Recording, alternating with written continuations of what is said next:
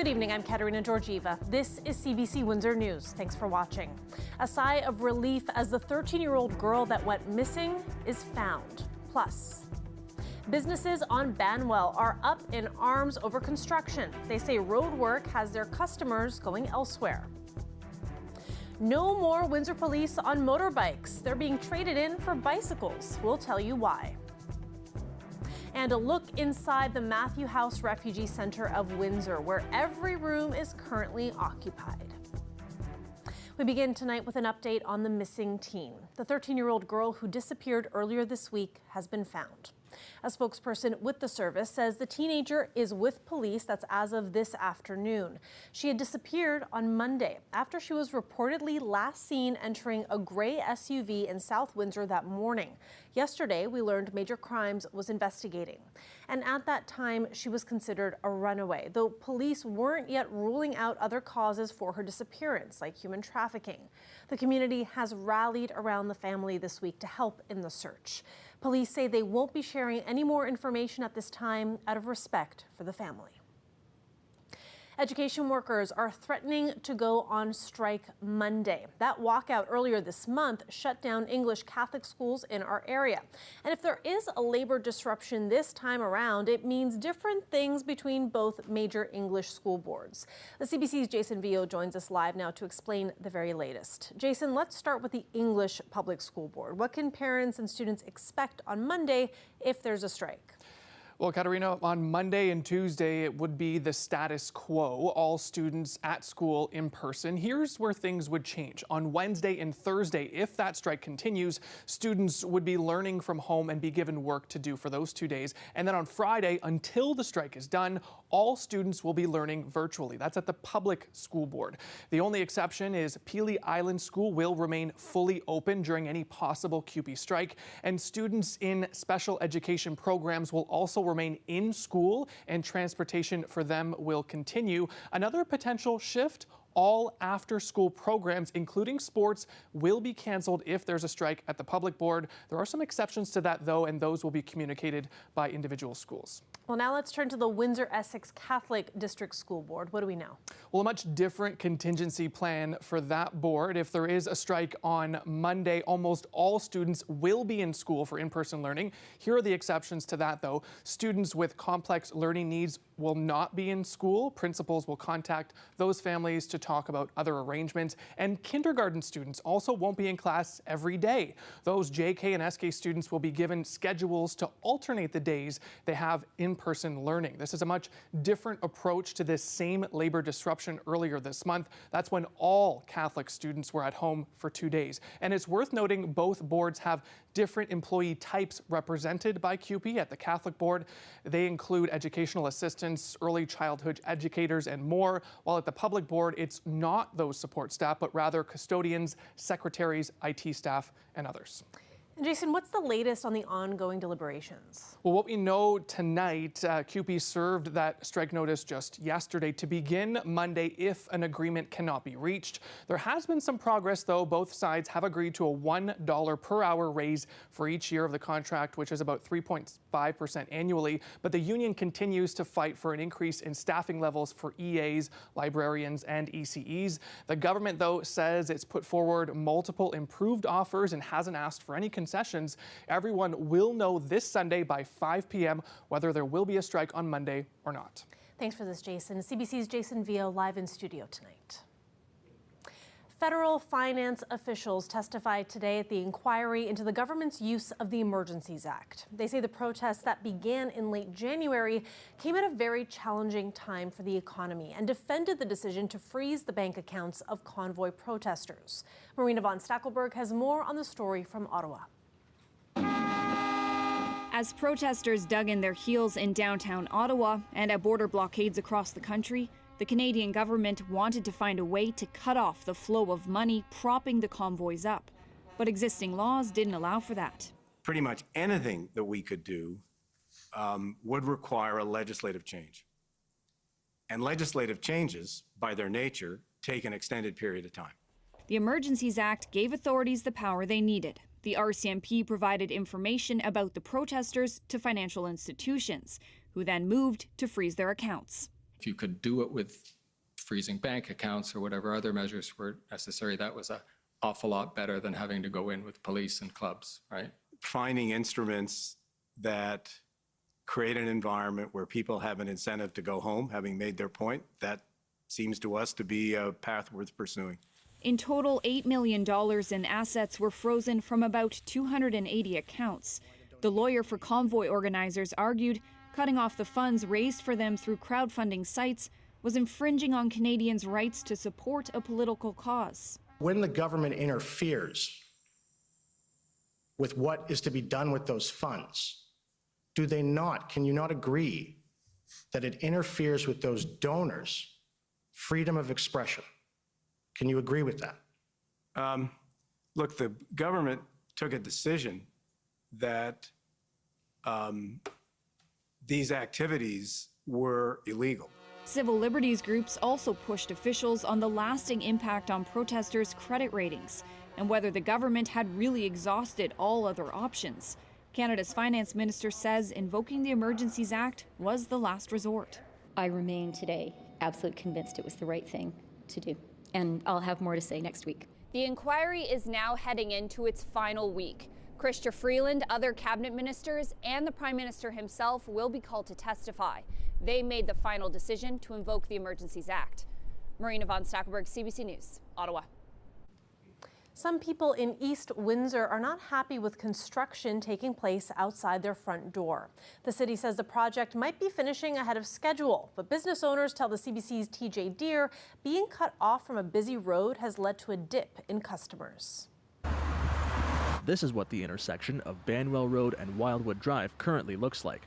Access to Wildwood from Banwell is closed due to major construction. That's caused businesses in a nearby plaza to suffer. Usually a restaurant it's full because we have a lot of offices and workers around, so they come for lunch and they have roughly like 20 minutes to half an hour to get their lunch done. So with the construction, they have to go around. So that 20 minutes gets them 10 minutes or maybe more. So they don't come. The project includes the installation of storm sewers, a roundabout at the intersection, and the widening of Banwell Road. Streetlights were added in early September. According to Google Maps, it takes just a minute to get to the plaza from the EC Row Expressway. But with access to Wildwood blocked, Google Maps says the fastest way takes 5 minutes. This is what Wildwood Grill has looked like since construction began. Because of the lack of foot traffic, Breja has lost working hours when nobody is in. And it's not the only business in the plaza that's suffered. Everyone tries to avoid this road now. This pizzeria has also lost customers due to a lack of foot traffic.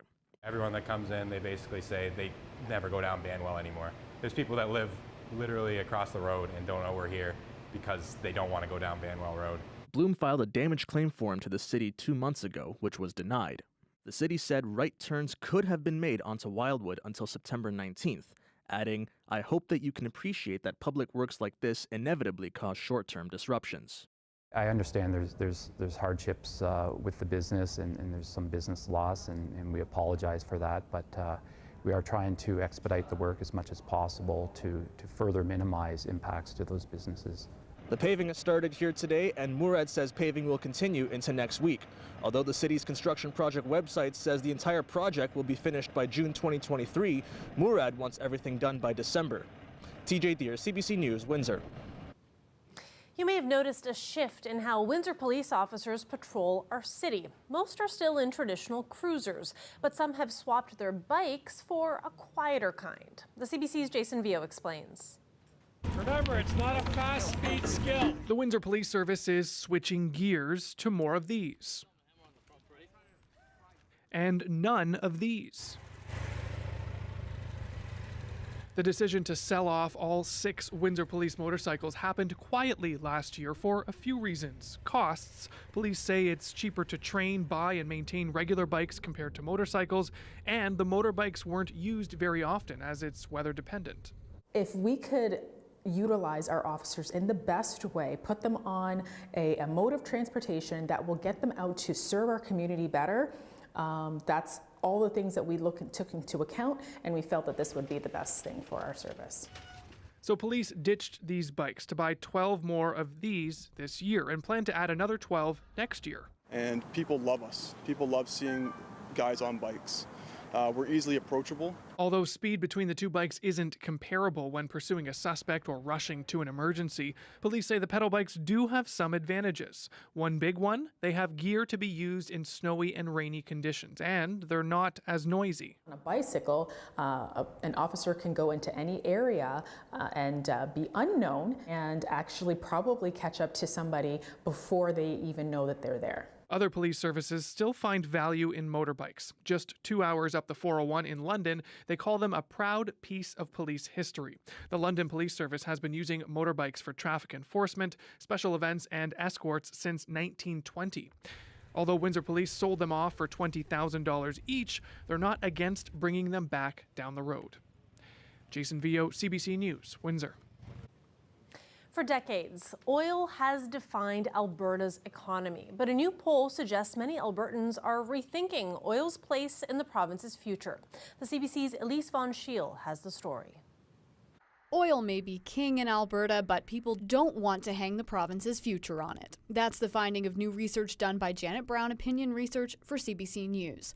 Oil and gas has fallen off the list of top priorities for Albertans. 12% said it was a big issue for them, compared to 40% 4 years ago.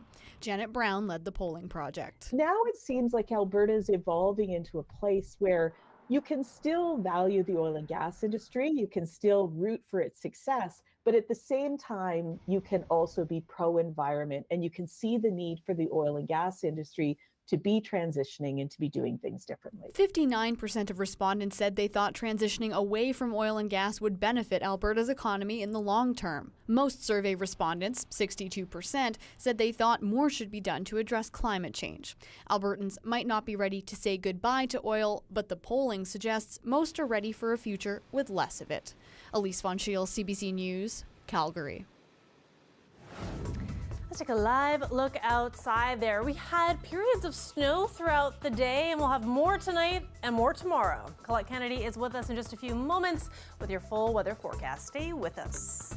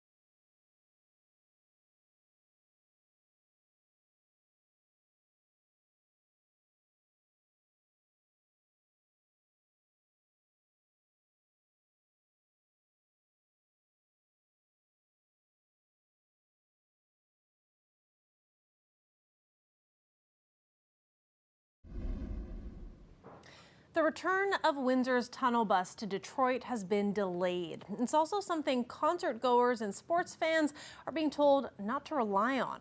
The bus will start up again next Sunday instead of this Sunday. And when it does come back, the hours will be reduced and the cost is also going up. $15 for a round trip.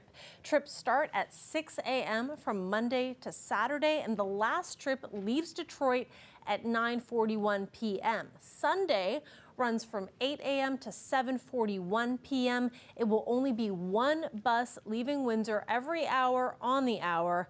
More runs will be added in 2023. Here in Ontario, the health minister says the rate of increase in respiratory illnesses in children that's been driving a surge in hospitalizations appears to be slowing down. And while pediatric ICU beds are still over capacity, the situation is improving. But at Queen's Park, opposition parties are upset, accusing the government of downplaying the situation. Lorenda Radikop has more. Today, the health minister said young patients have been transferred more than a 2-hour drive from Ottawa to Kingston, given a surge in respiratory viruses. I want to give the people of Ontario reassurance that if your child is sick in the province of Ontario, you are going to get the health care you deserve and you need in a timely manner. The latest ICU numbers show pediatric ICU beds are still over capacity, but it's not as bad as a week ago. There are 114 patients today compared to 122 a week ago. That's 2 over capacity compared to 10. Of those children in ICU, just 2 are COVID-related. The latest viral respiratory mapping shows hospital visits are going down, including for children, though parts of the province have high respiratory activity, including the GTA, Ottawa, and the North. Recently in Ottawa, they had 7 kids that were resuscitated, that meaning, they stopped breathing or they needed CPR, and they were put in the ICU. That was over a 2-day period. And things are only going to get worse. This hospital crisis. When did the Premier decide that the children of Ontario were expendable? At Queen's Park, frustration from the opposition. We're in a crisis right now in our emergency rooms. We're in a crisis in our children's hospitals. We're not seeing any announcements, not an extra dollar for those operations, which is outrageous. The health minister points to money added by the government in the spring budget. This morning, she did make a funding announcement for hospitals at the University Health Network. $182 million this year to support critical upgrades, repairs, and maintenance. It's money for things like fixing roofs and windows at hospitals across the province. That's an announcement that gets made regularly every year. I remember doing it. I remember the announcement when we were in government. It's what you have to do. You got to maintain your house. If the government keeps telling us that everything is okay, people will behave as though everything is okay. And this healthcare system is in crisis. The health minister says the government expected a surge and prepared for it, with hospitals developing capacity plans. Lorenda Radikop, CBC News, Toronto. The City of Windsor unveiled highlights of this year's Bright Lights Christmas display in Jackson Park today. Bright Lights is back in full swing, including the train ride. Included along the train route will be actually a scavenger hunt for the kids to be able to see. So one of the things that you can ask the kids is, which house did Santa Claus already visit? And so they'll be able to kind of take time and do that. We also have the Queen's Promenade, which is a commemoration for the late Queen as well. That will be part of Bright Lights. And then the full market will be back as well this year. And we have some great selfie stations that are included for this year. There will be 63 vendors over the course of the event, selling a variety of gift items and food and beverages. Sensory-friendly silent nights will be offered on Tuesdays with muted sound and no strobe elements. There are still a number of displays yet to be erected. The budget to operate this year's display is $500,000. That's the same as it's always been. The light display kicks off with opening ceremonies on Friday, December 2nd at 6:30 p.m. and will run every night from 5 to 10 until January 8th. And this is a really great time to bring in Colette Kennedy because bright lights always makes me excited for snow because it's always the best time to enjoy the lights. But this also reminds me, Colette, you mentioned the bills this week. And with all the snow that Buffalo is supposed to get, you were kind of worried about that game. Well, the Sunday game with the Cleveland Browns is no longer happening in Buffalo. It's being moved to Detroit instead. Yep, exactly, right? I know during the break, Chris Ensing was asking me about what I thought the over-under, you know, my predictions are. I'm not touching that. Not going to go there. No, I'll give you my predictions, or actually, how about my forecast on the weather and what can be expected. Some flurries possible even for that game there when it takes place in Detroit, but I think they made the right move. All right, let's take a look at the current temperatures. We've got this colder air that's moved in, but even colder will be reinforced as the cold front goes through tonight and that Arctic air kind of settles in Friday, but especially you're going to feel it on the weekend. Winds will be picking up, becoming gustier, and it's the cold air plus those winds and taking that air over the relatively warmer waters of the lakes. I mean, Lake Erie is not frozen over at all. It is November and it's still mild enough that we are allowing, or it does allow, all that air to pick up all of that moisture and then deposit it back on land. And that's Erie County and around Buffalo where they're going to see the most enhanced amounts. But it's not only there. Certainly Goderich here up towards Kincardine or off of Lake Huron, Georgian Bay, the Niagara region over into eastern Ontario. I know these are outside of southwestern Ontario, but I point out all these areas because as the weekend comes, this is like a 3-day event, and it carries on tonight into the weekend, although they'll move and they'll adjust. And because of that, if you have any plans to travel, you may want to rethink it for those particular areas. For now, it's snow squall watches that we're seeing in parts of Ontario, but across the border, those are lake effect warnings that are in place. When you're talking about accumulations that may exceed 100 centimeters, you can kind of understand why. We'll pull this forward and you'll see at times how it really sets up across Lake Erie, but also some of those fingers coming off of Lake Huron. So that's why some of those localized amounts will even be very significant in a few pockets there. Just having a look as we take this all the way through the weekend, so this is putting it all together, you can see here we're talking about getting in the 40 to 60 in a few areas, and it's just off the charts there into Buffalo. But traces, some flurries in southwestern Ontario. Still, at times, a few of these could kind of be making their way over. And yes, even over towards Detroit, they could be seeing a little bit of light snow. I mean, I don't ever want to see the players get injured, but I actually kind of get a kick out of football games when they're played in the snow. I like to watch, so be tuning into that one. Here's what's going on overnight. Feeling like -10 as those winds pick up. Watch out for that. We may even struggle to get to 2 degrees tomorrow afternoon, and then there's even colder air and very cold mornings to get things going into the weekend. So flurries here and there, light accumulation. The big stuff are in the places I mentioned. I've actually never enjoyed a football game in the snow, so that sounds quite magical. So hopefully some fans will get that maybe. Yeah, it's fun to watch because they kind of like things don't go the way they expect because it gets slippery. Again, I don't want to see anybody injured, but it gets as long as everybody's safe. Yes, you can enjoy the beauty of it, I guess. Exactly. Thanks for that, Colette. When we come back, we take a look inside Matthew House with Josiah Sinanen. Stay with us.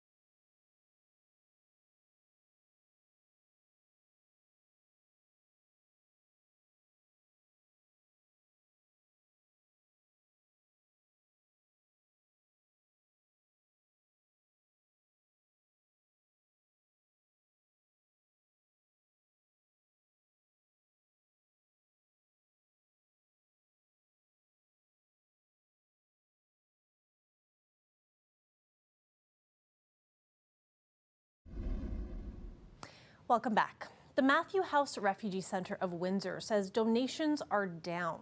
It comes after they moved into a new space, one that's at full capacity.